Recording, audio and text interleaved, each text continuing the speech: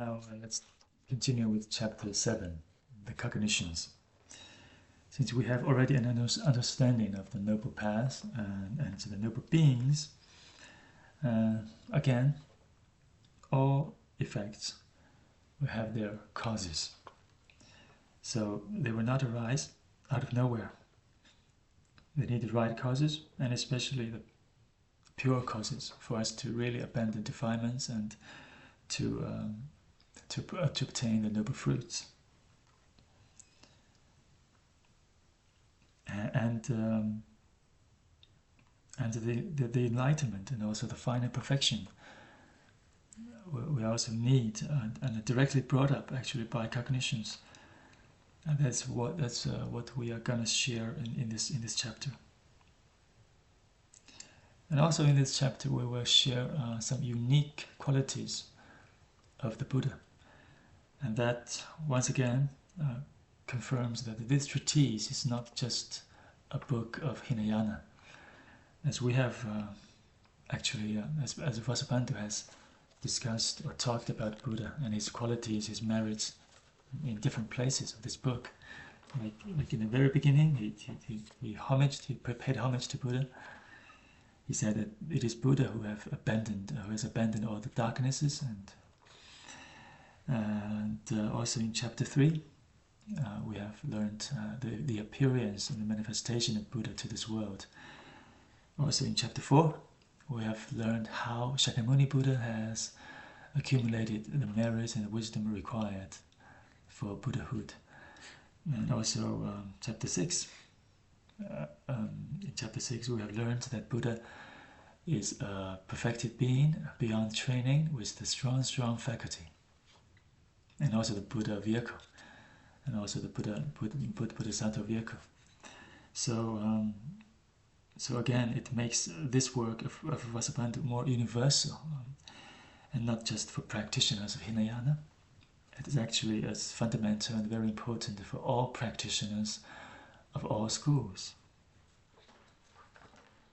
Now let's take a look at the contents. We will start from a comparison among cognition, receptivity, and vision. These two concepts. Because sometimes if we don't tell the difference, it might be a little bit confusing when it comes to such technologies. First, we say that a receptivity is vision with judgment. The receptivity, for instance, we talk about the 8 pure receptivities during the path of vision, during those 16 moments. So, since such receptivity is with judgment, therefore it is called, it is a vision, it belongs to vision. While at the same time, a receptivity is not cognition, because cognition is of certainty, is certain about the object, when doubt has already been abandoned. But the receptivities, they are, if you recall, they are the unhindered path. They're still fighting with defilement, meaning that it coexists. It coexists with the doubt. The defilement has not been abandoned yet. We can only say that the defilement has been abandoned during the path of liberation. So that's the reason why receptivity is vision, but not cognition. And then we have this cognition of exhaustion and cognition of non-arising. These two exclusively belong to the perfected beings, like an arhat or like Buddha. Not other. They're not possessed by other noble beings. And so these two are cognitions, of course, because they are certain about the truth. However, they're not visions, due to a lack of the intent of seeking. Because for perfected beings, they have already realized all the noble truth. There's no need to seek anymore, and they have no desire to. They are noble beings beyond training. Therefore, these two cognitions are cognitions, as the name suggested, but they're not visions. Then we have the cognitions of direct realization, the 8 cognitions during the 16 moments. They are, again, as the name has suggested, they are cognitions, and they are also visions because they are certain.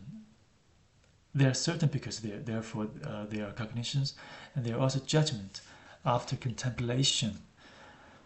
Therefore, they are also visions.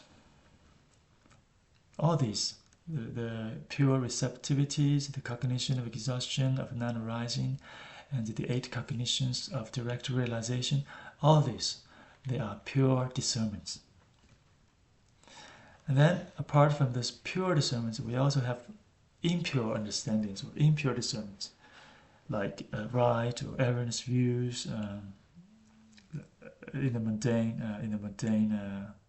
manner. We have the right views or erroneous views. Right views, for example, if you believe that every cause, that every effect has a cause, well, that's a right mundane view. And also we have the erroneous views, as if you can recall, we have talked about them. We have 5 types of erroneous views, as explained in chapter 5. View of a self, view of the extremes, esteeming of views, esteeming of morality and ascetic practices, and also the false view, these 5. So the right or erroneous views, they are both cognitions and visions for the same reasons, for the similar reasons as we have just mentioned above. So how many cognitions do we have? Well, first we have 2 basic types, impure and pure. By saying impure cognitions, we mean the mundane cognitions. These are those concerning objects in our daily life, like a bottle, clothing, the food, the weather, transport, and so on. And then we have pure cognitions, which include 2 basic types, but then you can develop it into more. You can make it into more branches, more details. So the 2 basic types of pure cognition, or you can also call it supramundane cognition, that are the cognition of the factors and the subsequent cognition. They apprehend different objects. The cognition of the factors apprehends the truth of kamadhatu as its object, while the subsequent cognition apprehends the truth of the higher realms, of the form and formless realms as its object. And since we know that when we talk about truth, we have 4 noble truths. So if we take each of these 4 noble truths as an object, then this cognition of the factors and the subsequent cognition can be further divided into 4, into another 4 cognitions, which you can also consider them as branch cognitions of these 2. So they are cognition of suffering, a cognition of the origin, cognition of cessation, and cognition of the past. And these cognitions, from the cognition of factors all the way to the cognition of the past, these seven among that exist in the continuum of the perfected beings, when they are not of the nature of vision, they will also be called the cognition of exhaustion or the cognition of non-arising. So let's explain the cognition of exhaustion. That is the very first moment after the Vajrapama Samadhi. If you still remember that we have talked about this at the end of chapter 6. So at this moment, when this cognition of exhaustion arises, of course it has a certainty that the truth are already cognized and the defilements are abandoned and so on. And then the noble being, the perfected being, could also have this cognition of non-arising, which follows the cognition of exhaustion, with the certainty that the truths are no longer to be cognized and the defilements are no longer to be abandoned, and so on. But be aware that this cognition of non-arising is not possessed by all perfected beings. They're only possessed by, for instance, arhats of the strong faculties, not the weak weak faculties. The arhats of weak faculties only have the cognition of exhaustion, Well, of course, Buddha has the cognition of non-arising.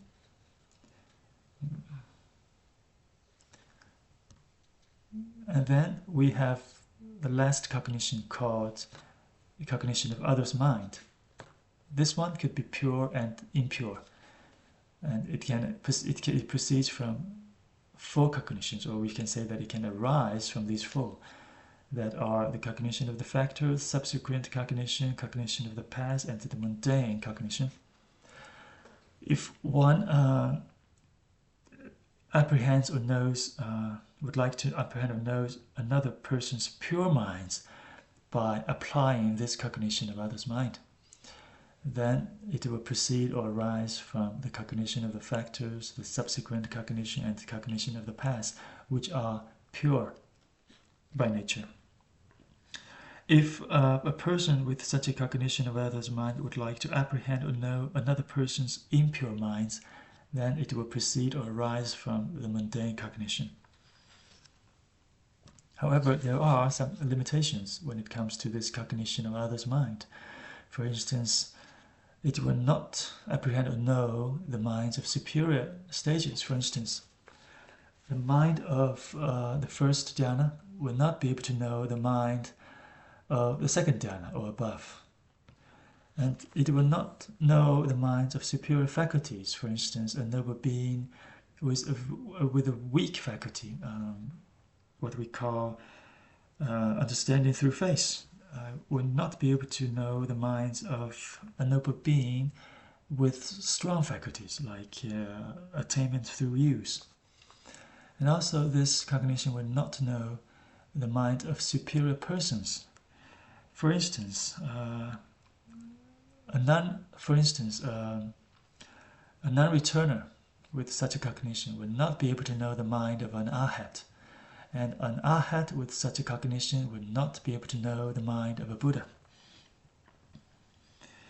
And in the end, this cognition is not able to know minds of past or minds of the future. It can only know others' mind at present. You may ask then, how do Buddhas and other noble beings be able to know, how do they get to know the past and future of sentient beings? Well, in that case, they don't rely on this cognition of others' minds. They rely on other supernormal knowledges, for instance, of the divine eyes, or of the previous abodes and of existences, which we will talk about later. There is an interesting story recorded in a Chinese book. The name of that Chinese book is Jingde Chuandeng Lu, which is difficult to translate, but it's a book. It's a famous book of the Zen school, Chanzong, the Zen school. And the story is about an enlightened disciple of Master Huineng, whose name is Master Huizong. Once the king of China, he knew that an Indian master will come to China. He would like to test this Indian master, so he asked if Master Huizong could have a meeting with this Indian master. Also because that king of China, he might also be curious, because he heard that this Indian master has this cognition of others' mind. Okay, so Master Huizong and this Indian master called Da'er, big ears. Da'er means big ears. So they had a meeting, and when they're ready, they started to test this cognition of others' minds. The first two times, the Indian master, big ears, can very easily tell what Master Huizong was thinking of, either watching the boat racing in a river or watching monkeys play on a bridge. However, in the third time, this Indian master was no longer able to tell what Master Huizong was thinking of, when Master Huizong entered a very deep samadhi, very deep meditation that was beyond the reach of that cognition of others' minds of this Indian master. So that's a very interesting story. So I would like to share with you.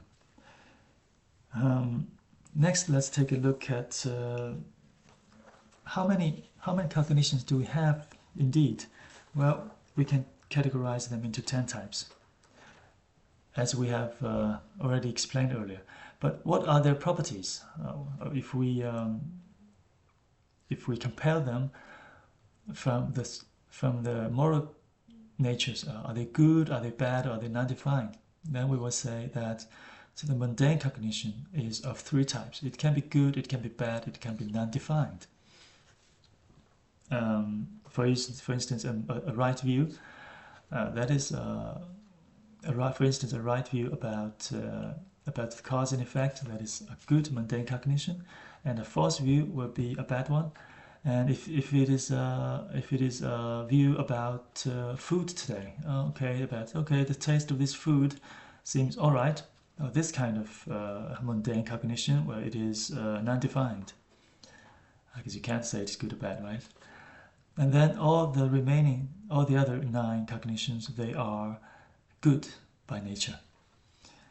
And when it comes to the stage of mind as support to arise such cognitions, then we will say that the mundane cognition can arise from all types of mind, from kamadhatu, this realm of desire, all the way up to bhavagra. And the cognition of others' mind arise from 4 dhyanas, because only these 4 dhyanas, they have a very good balance of samatha and vipassana. It is not possible to cultivate this cognition of others' minds with minds of the formless realms, because it's not okay. They cannot do the preparatory effort in order to arise such a cognition.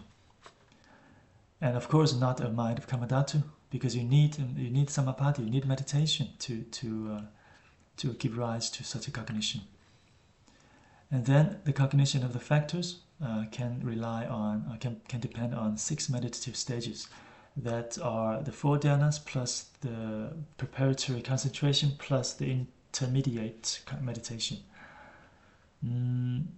And all the other 7 cognitions, from the subsequent cognition all the way to the cognition of non-arising, these 7, they rely on all the 9 pure stages, which I suppose you have already, we have talked about these 9 pure stages.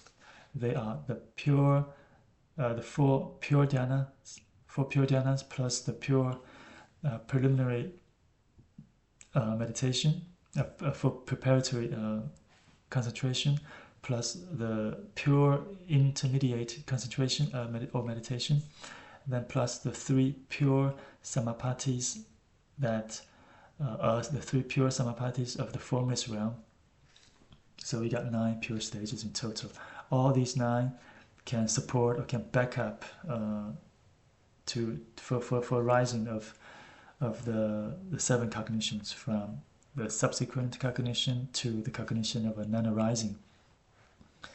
Then when it comes to the arising realm, that is where the body belongs. When we say the arising realm here, the mundane cognition can arise in all 3 realms, while the cognition of others' mind can only arise in kamadhatu and rupadhatu, which we have explained the reason.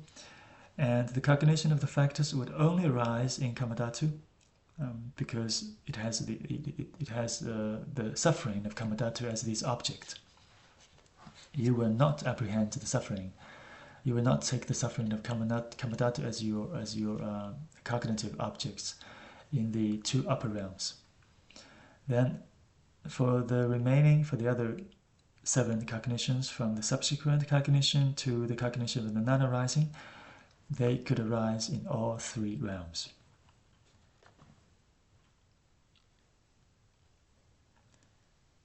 Okay, now let's take a look at the qualities constituted by the cognitions. We can divide such qualities, we can divide them into 2 major categories. One category includes those uniquely possessed by the Buddha. They are unshared qualities. So they only belong to the Buddha. And the other big category are those shared qualities. Shared qualities with other noble beings or even with ordinary beings. So let's first let's first take a look at these unshared qualities. That is the 18 unique factors of the Buddha. We have the 10 powers, the 4 fearlessnesses, and 3 applications of mindfulness, and the great compassion. All these are exclusively possessed by the Buddha.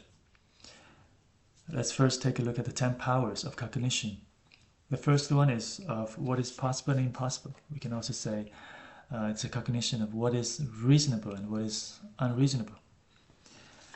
For instance, we say good actions will give rise to pleasant effects, or bad actions will have retributive effects that are painful.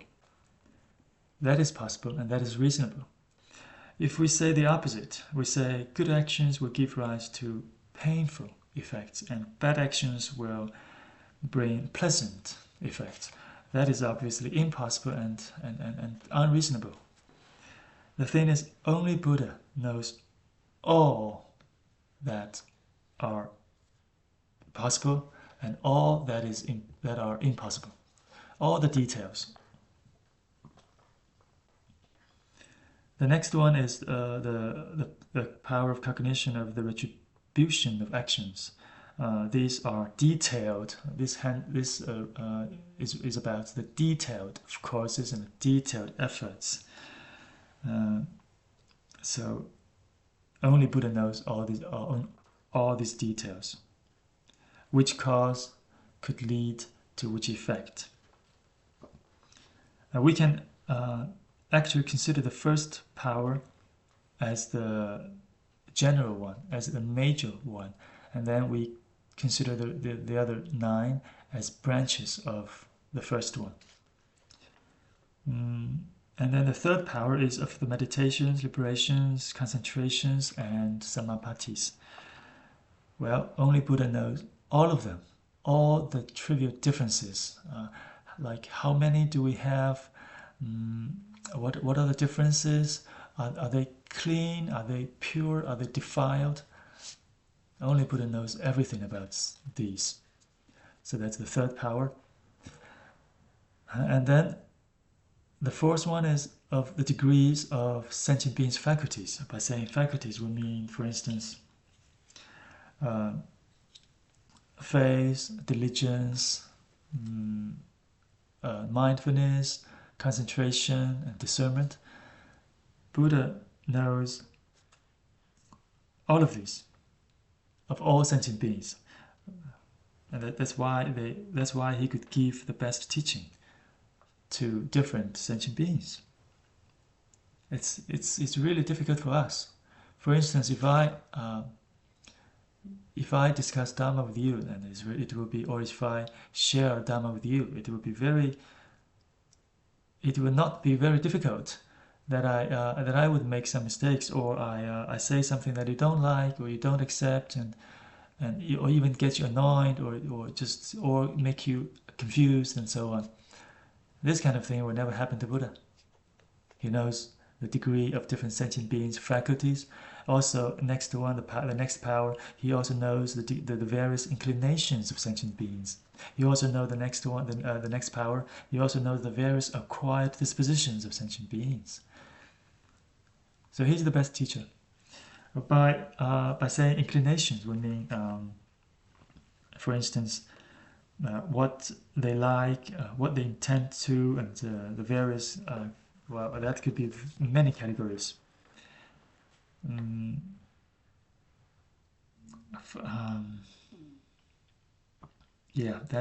Inclinations could be many categories. For example, if we talk about Madhyamaka, or if we talk about doctrines from the Diamond School to people who are not ready yet, who are lack of faith, or who haven't cultivated the right views, and so on, then then they would simply don't understand. They would simply not understand, and they would get rather confused. They might even criticize or abandon the Dharma. On the other hand, if we only talk about things like good actions will bring to rebirth as humans or devas, or bad actions will bring to retributions in hells or as hungry ghosts, things like this. People of strong faculties, people who actually have strong faith or have cultivated very good right views and so on, they might find such teachings really shallow or tasteless. They might easily get bored. So when it comes to the inclinations, the faculties, and acquired dispositions of sentient beings, only Buddha knows all the details of everyone. The dispositions could be like their wills, their characteristics, their defilements, formed through many lives. And all these four, from the knowledge or the power of cognition, of meditations, and of faculties, of inclinations, of the dispositions, these four, they are cognitions. They are 9 cognitions by nature, except that of cessation, because all these four are about conditioned factors. They're not about unconditioned. The next power of Buddha, exclusively possessed by Buddha, is that of the routes leading to different destinies and to nirvana. And that is to say,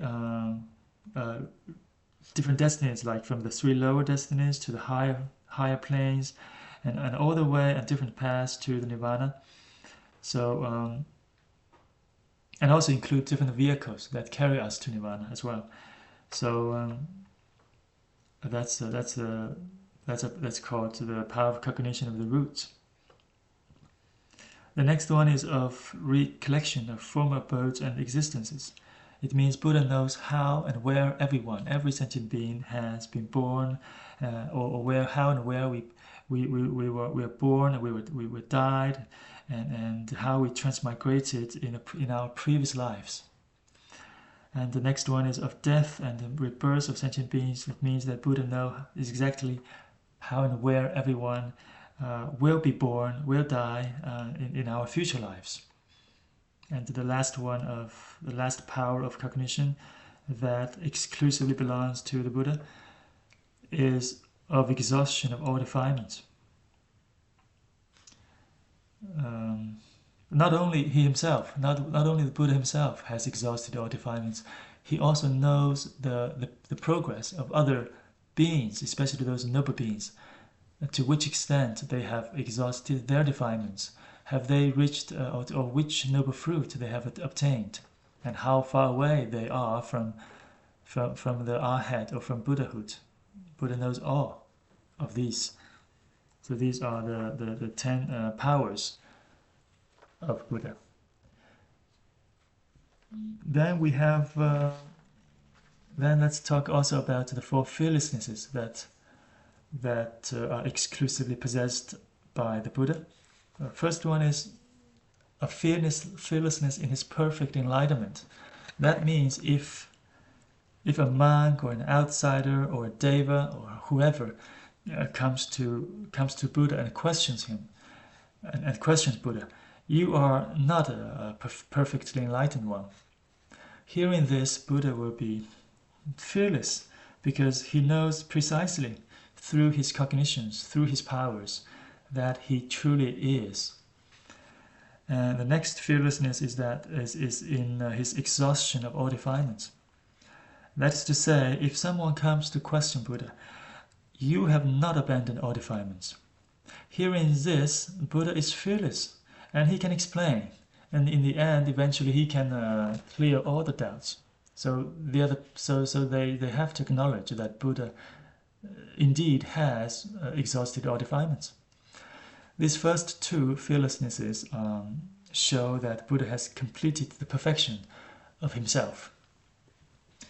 The third fearlessness is in declaring the hindering factors. If an outsider, for example, comes to question Buddha, the defiled factors, as you claimed, they are not really hindering.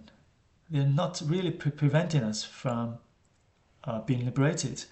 Well, hearing that, Buddha is fearless, and he can explain to clear all misunderstandings of those outsiders. And the last fearlessness is in declaring the path to exit. If someone, also for instance, if an outsider comes to question Buddha, the path you have gone through, the path you have shown us, you have shown people, will not lead to exit or put an end to suffering, will not get us out of this samsara. By hearing this, Buddha is fearless, and he can answer all questions. The last two fearlessnesses show that Buddha has been authentically benefiting all beings in the best way. Okay, so these are the four fearlessnesses exclusively possessed by Buddha. After a break, we will continue with the unshared qualities of the Buddha, which are the three applications of mindfulness and the great compassion. Before we talk about some qualities shared with other noble beings or with ordinary beings.